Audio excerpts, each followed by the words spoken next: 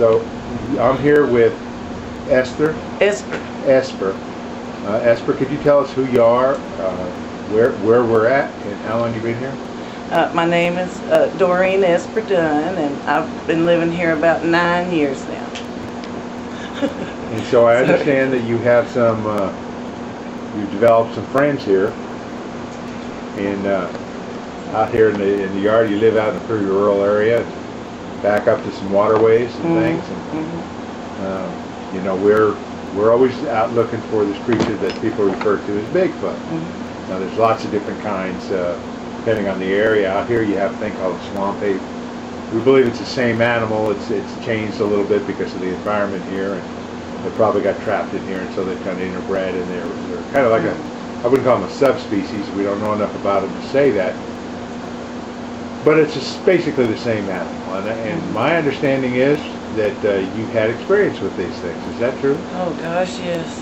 Gosh, yes. I went out looking for my kitty one morning, and there's woods, a strip of woods out behind our house, and right in the edge of the woods there's a little fence probably about 4 feet high, and you can't really tell it's there unless you know it's there. And I was scanning the woods because I knew that my kitties hung up in the trees and slept in the trees sometimes. And so I was standing in the edge of the woods, and I was just scanning, trying to see if I could see them, and I didn't see a thing. And when I lifted my foot to step over that little fence to go into the woods, there was an opening there that something had made, a big opening in the woods. And I stepped over that. When I lifted my foot up, I hadn't even got over the fence yet. 3 of these creatures stood up, and they were from here to there. They were 3-4 feet away from me, and I was looking and couldn't see them.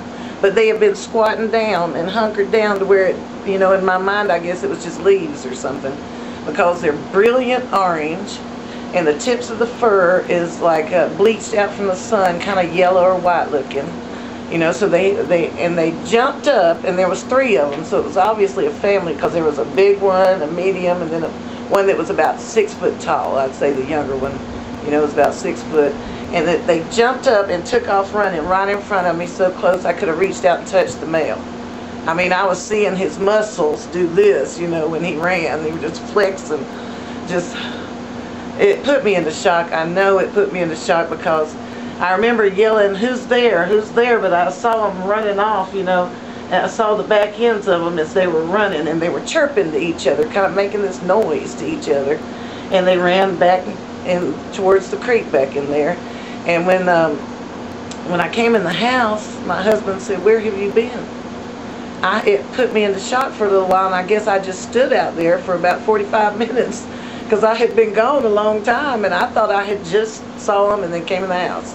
I didn't realize I went into shock and just froze out there for a little while, but I did. My goodness. You know, I want to ask a few details about that. Can you describe, did you see their faces? No, I saw this, like the edge of his face. If I did, I don't remember that. I blacked that part out, but I do remember the side of his face, and it was all orange fur. Now you said bright orange. Do you have anything in here you can compare that color to that we could see? Was it more like a red hair? It was like orangutan orange, like an orangutan. Okay. It's that color of orange, you know. Yeah. All right, that makes sense. Gorilla orange. And how tall was the tallest one? Gosh, he was probably 7.5, 8 feet tall. Wow. He was huge.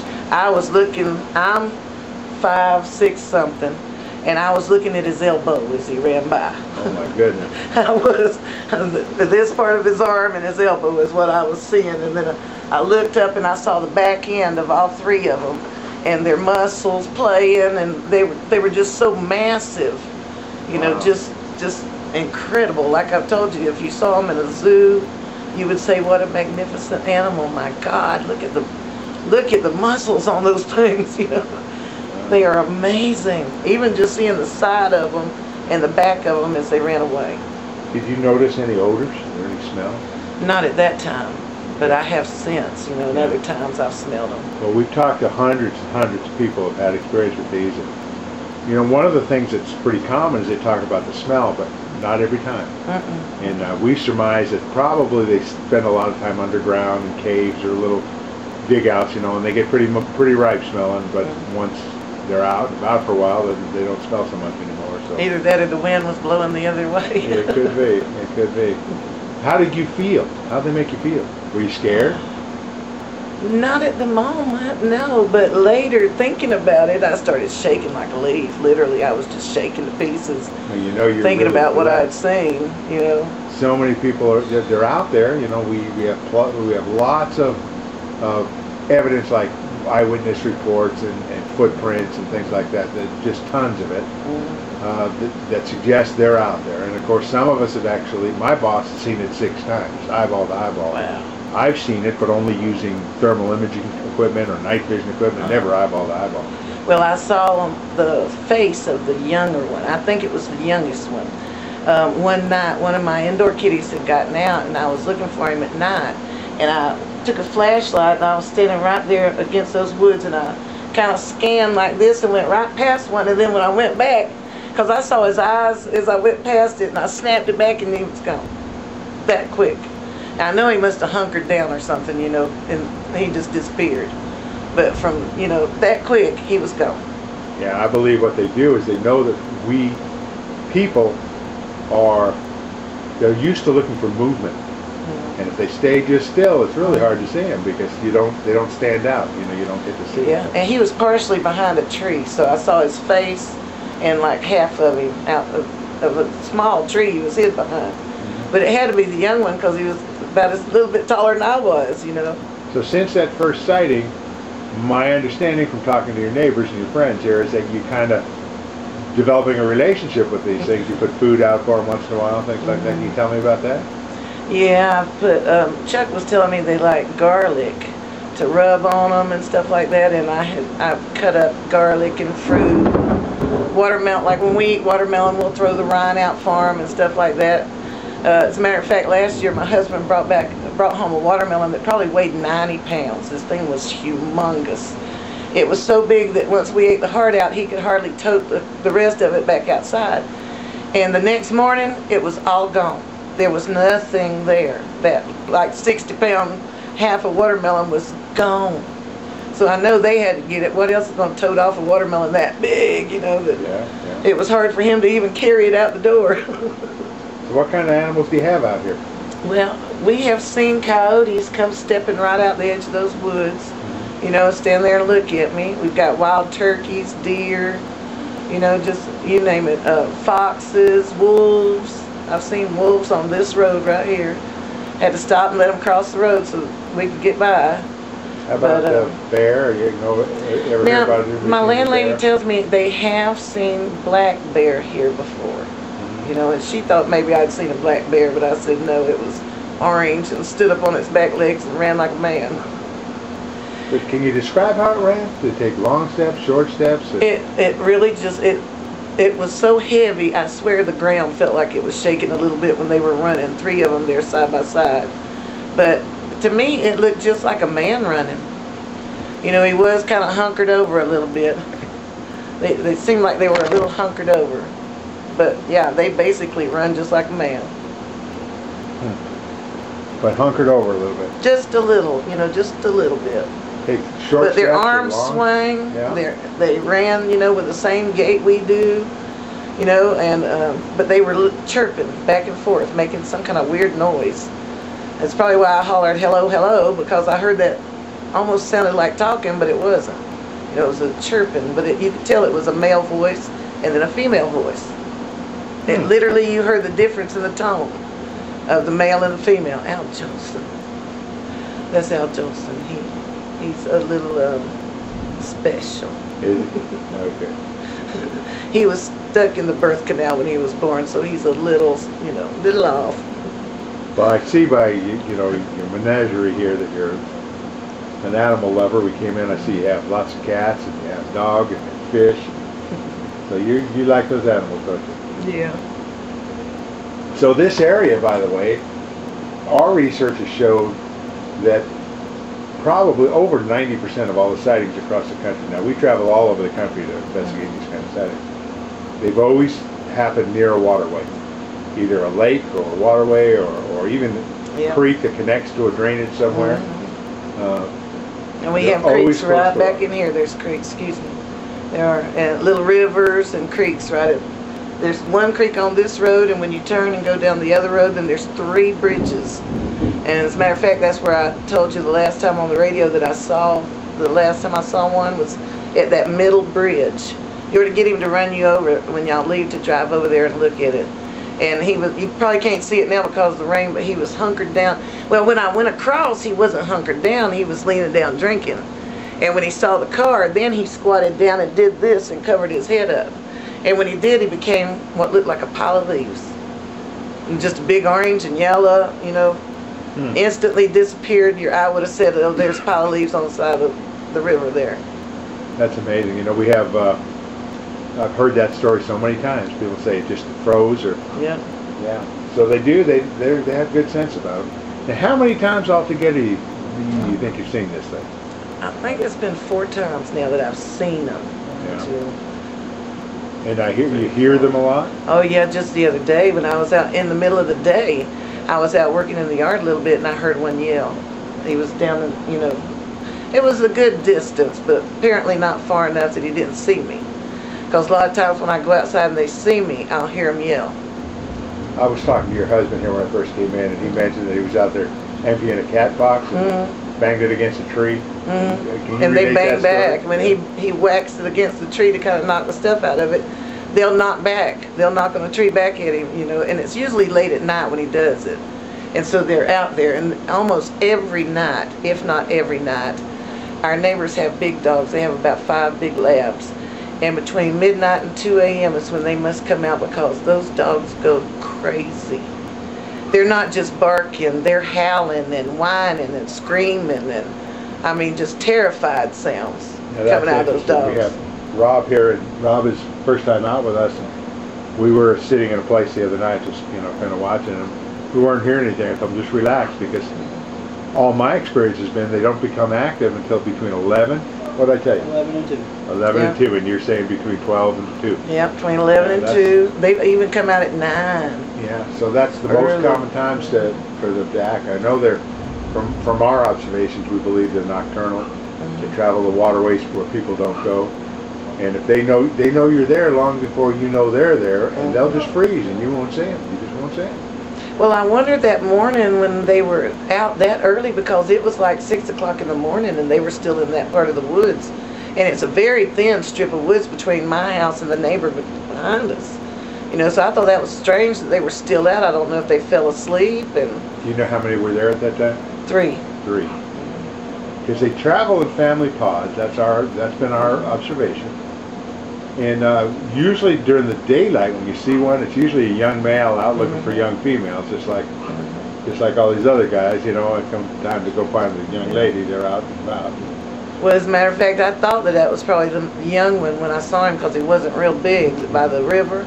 When he hunkered down, I thought that had to be the young male, you know, because he was not huge like that other one.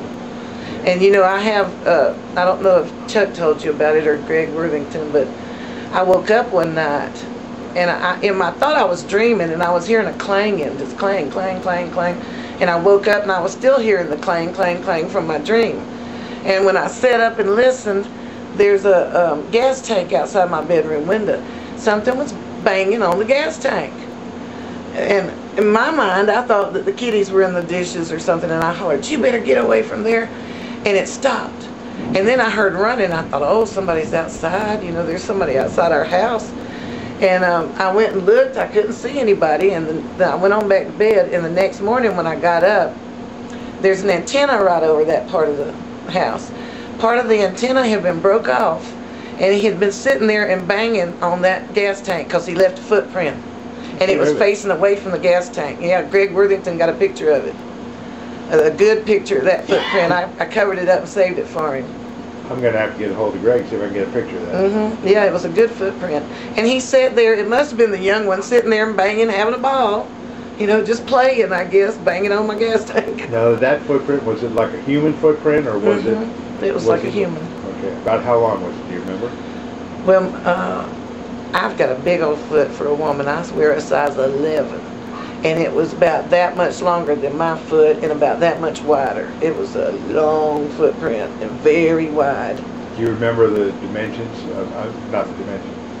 what do you think the ratio between the width of the widest part was and the length? Greg might be able to tell you better, but it seems like it was at least 6 or 7 inches wide. You know, it was pretty wide, and it was probably 12 or 14 inches long. Well, those are the right dimensions. That's what we found. It was huge.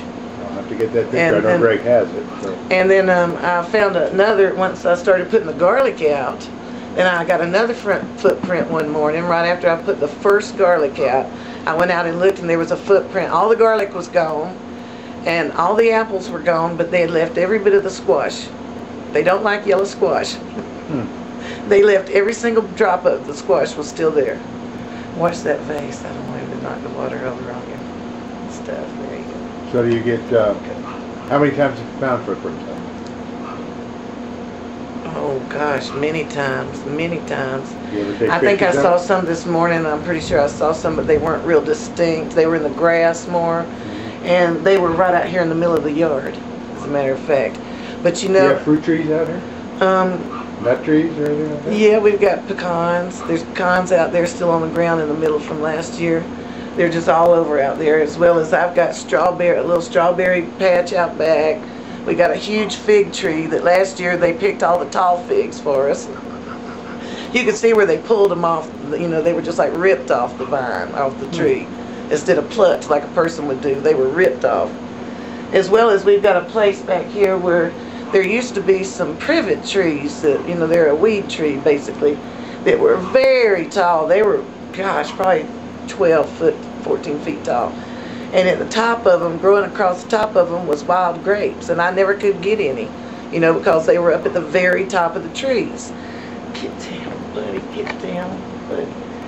Well, this past year in 08, when I went out to check the grapes, I could reach them because they had pulled one of the trees all the way down and the roots were standing straight up. And you could just walk up and pick the grapes now. And Greg saw that too. It's one of the first times he came last year, and I took him and showed him. And the way the trees are growing, maybe it'll quit raining, you can see. They had been getting up underneath. The trees just kind of came out like this over and made like a little cave almost of trees. And at one time in 08, the early 08, maybe late 07, you could see where they'd been sleeping up underneath there. It was just clean as it could be.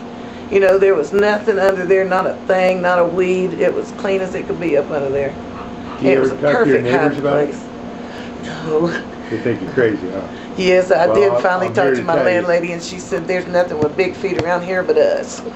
You know, a lot of people think that, and they're afraid to talk about it, and I don't know why. You know, when I got into this, I was pretty skeptical. And then I started going out with Tom Biscardi, and he started showing me what to look for, and I started seeing it myself. And now I'm part of the company because it just opened my eyes. I thought it just couldn't be, but it's there. Yeah, and I don't know why they would call it a mythical creature when so many people have seen it. You know, it's not like a unicorn. You know what happens to us, Esper? We'll go out, and you know, sometimes we have our trailer, and it's all wrapped with our logo and stuff, and we'll put signs on the side of the truck, and we'll stop at a gas station. And people come over and they'll look at that trailer and they'll go, "Are you serious? Searching for Bigfoot? Are you serious?" And we'll go, "Yes, we are. We travel the country investigating sightings all over." And they'll laugh and they'll make a joke, you know, Bigfoot, you must be thinking about my brother-in-law. He's got big feet. We won't laugh, and they'll say, "Well, you ever found him?" And we'll say, "Well, we found parts of him, and we found different things, you know." And they'll say, they'll realize we're serious. And once they realize we're serious and we're not going to laugh at them, most of the time those same people say, "Well, you know, actually about 2 years ago we were down by the lake and we saw this." They all have stories, but they won't talk about it. People just won't. Well, when I asked my landlady, I said, "You know, I know that you grew up here. You got married and you lived here your whole married life, and now she's 80. You know, she's been here her whole life." I said, "Surely you've seen something around here. If they've lived here their whole lives too." And she swears, "No, I've never noticed anything in all this time, and I'm surprised you have." But I really believe the old couple that lives through the woods back in the direction that they ran that day, last year in the middle of the summer when they were at their most active, as I drove by their driveway at the very end of this little dirt road that they use as a driveway, It looked like an offering. There was fresh cut tomatoes, apples, watermelon, everything fresh, beautiful fruit sitting on the ground like an offering. And I thought, okay, they know about them. Did you ever talk to them? No, I haven't talked to them. If you get a chance, you should. Just I wanted to quite a bit. They're an older black couple, and I'm not sure how they feel about me just walking up to their door, you know, at this point. Your neighbors, right? Yeah. As a matter of fact, I think I will before we move away here. I'm going to go talk to them and see how they feel. I'll just leave it there and we'll get it. See if they have seen anything. You know, you never know. And people, for some reason, just don't. They think people think they're crazy, you know, and yet we work with a lot of different Native peoples, First Nations peoples. Every single one of them has this as part of their oral history. Fell out of window. It's not like it's new. The term Bigfoot's new. That's only been around since the late 50s, early 60s. But since the very first newspaper ever written in this country has articles about the wild man out in the woods, the big hairy man. Big hairy. They had all different kinds of names for it. It goes by a million different names. But this is nothing new. No, as long as there have been not. people here, there have been stories about it. And every Native American group, nation, it's part of their oral history. Now, it wouldn't be happening here and in all the other connected lands like Europe, Asia, you know, South America, all these different places. They all have stories about the same creature. Now, how can that be if it doesn't exist? Exactly. That's why I'm just astounded that they still think it's a mythical creature, you know, and that it's people's imagination. When this many people have seen it, it's beyond imagination now. You know, with it walking out on the highway the other day down there in Elba, that proves, you know, that they're getting not that scared of humans around here anymore. Well, that story, by the way, we went out and investigated that, and we did find prints. You know, I talked to the man who saw it. He saw something out there in the area. Guess where it went? It went down to past a cornfield, into the woods, followed this little drainage ditch off to the nearest little creek back in there. Always next to water. It had all the things it needs. It had food, cover, and water, and a place to walk. So it was everything you need for them to live was there. And when we have legitimate sightings, not all of them are legitimate, because sometimes people see something, they got Bigfoot on the mind, and they think it's a Bigfoot, and you go out and check it out, and it's not. But they're not lying. They saw something, you know. I believe you. And we get a fair percentage of them that didn't turn out to be real. But we get a fair percentage of them that we can't explain it away any other way. So no. I know there's something out there. They are definitely real. Do you know who Jane Goodall is? The lady who does chimpanzees?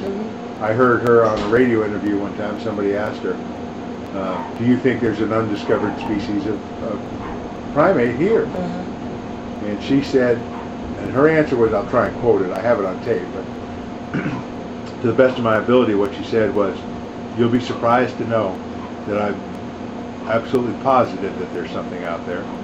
And she can't understand for the life of her why the scientific community isn't taking it more seriously. I don't either. I don't get it. You know, I think there's been so much hocus pocus on the web and on TV and all these storybooks and everything that people have now kind of dismissed it as an old wives' tale or something. But it needs to be investigated. It needs to be investigated seriously. And it is. Unfortunately, Sad. people don't take it serious. And I really hate the thought that it's going to take a body, because I really think that they're gentle creatures if you leave them alone. They've got to be. If they weren't, there would be abductions, you know, people being killed, hurt, you know, because they are real. They are that big and that massive. It's like I've told all my friends, if they wanted to, they could have snatched me up and just took me with them and tore me limb from limb. They were that big, you know, if they wanted to hurt me. They've had many chances to hurt me, because for years, you know, for the last 7 years, you know, for at least 7 years of the time I've lived here, everybody on this road would go to work but me. And I would be the only human on this whole road. And I spent 90% of my time outside. And I heard weird chirps and howls and noises, you know, so I know that they watched me the whole time. You know, most of the time they were watching me. Yeah, I'm sure they know you're there. You know, they know you're there better than we know they're there. Yeah. That's their backyard. We're the visitors. You know, so it's amazing. Yeah, like I say, I started out thinking, yeah, well, maybe. But after I got out in the woods and learned what to look for, now I'm like, there's no question in my mind there's something out there and it needs to be investigated. And it takes people like you who've got the conviction and self-confidence to be able to speak about it for us to get to the bottom of this. We don't want to hurt them. You know, our plan is, if we can find a way to do it, is to catch one, hold it, let the scientific people come and take a blood sample and hair samples and x-rays and all the things that aren't going to hurt the thing. Hold it for maybe, at the most, 90 days, and then bring it back where we found it, start to fit it with a radio collar shut and let it go. And that way we can end the mystery, because you got to have proof. But we don't know what will happen. Nobody will know when you try and catch them what it'll do, or No. you know, so we're prepared to do whatever we have to do, but that's our plan. You know, we don't want to hurt them, and then we can say, look, these things are out there. Now let's find a way to make sure they have the right to move from one place to the other, so they can breed properly, and we're not going to lose them because of our ignorance. You know, and I'm pretty well convinced that the government knows they're there. But the government, as long as there's, you know, there's a lot of wild land out there that they have mining on, they have timber on, they have all these things on. And if we find one and prove it's there, immediately it becomes an endangered species. And that endangers whether or not they can use that land anymore.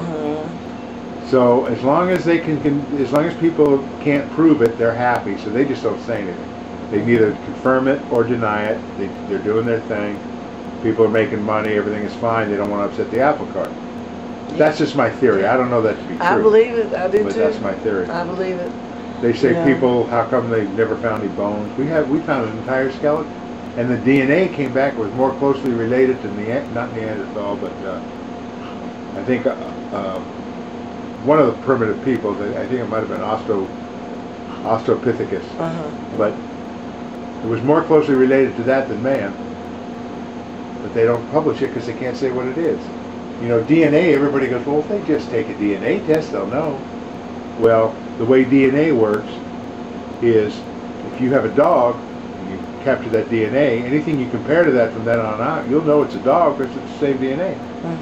If you don't have the DNA from a dog and you get dog DNA, you can only say it's nothing. It's an unknown animal, possibly a canine. We send them DNA samples that come back, nothing on file, unknown animal, possibly a primate. All we need is something that, you know, if one got hit by a car or something, the mystery be over. Yeah. Mystery be over, because there's so much stuff out there to compare it to, you know. Which tells you how intelligent they are, that one has never been roadkill yet. I don't know if that's the case. Really? My research, and I've talked to so many people said they shot it, they got up close to it, they looked at it, it looked so much like a man, they got scared, took it out and buried it. Kind of stuff, you know, because they were afraid they'd go to jail. They thought it was human. They thought it was a human. They get up close, and those stories have gone back for ever since people started settling around. You know, we could talk to some people in That's scary. Oklahoma. The family tradition was that the granddad had shot one. They had to use a mule team to drag it out, and he swore that nobody's to tell anybody where they buried it. And they buried it out there because when they got close, they thought it must be a man. Yeah. But it was way bigger, and they just got scared and buried it off. So the stories like that all over the country. You know, so I've never seen one up close like that, but my boss has. And he says you look in its eyes, and it's intelligent. You just know it's like a person. You know, teenager or something. The skeleton we found and the bones that we have are very human-like, but they're not quite the same. It's fascinating to me because there's something out there, and I want to know what it is. Yeah. I've been fortunate in that, you know, I started out in this, I didn't know the first thing about it. I just thought, well, I don't see why not. God can make whatever he wants, you know. Well, since I've been going out, now I'm convinced there's something out there. Yeah. Now, I've seen stuff out there, like I say, with electronic devices, but never eyeball to eyeball, but someday I'm gonna. You're going to? You bet.